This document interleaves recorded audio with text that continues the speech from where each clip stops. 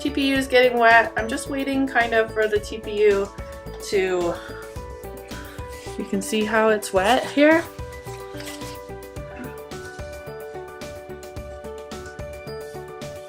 Can you see the color change? So it's wet. Both of these bags did start off a little bit wet when I'm pouring this water in.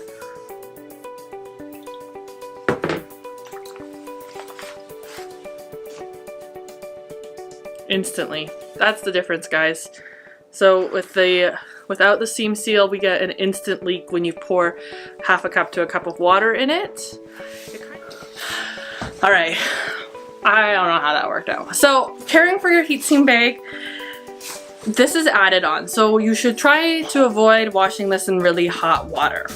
You probably have never ever looked at the washing instructions on a diaper. Maybe you have.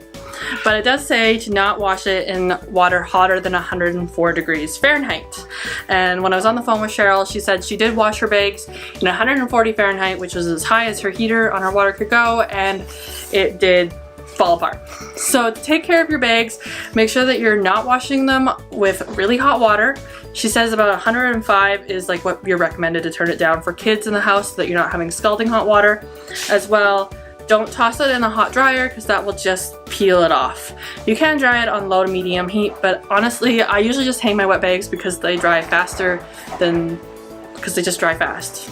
I hope that was helpful. If you have any more questions about heat seam, about the difference between these two types of bags, let me know. The only other company who makes a heat seam bag on the market, I believe, is KangaCare.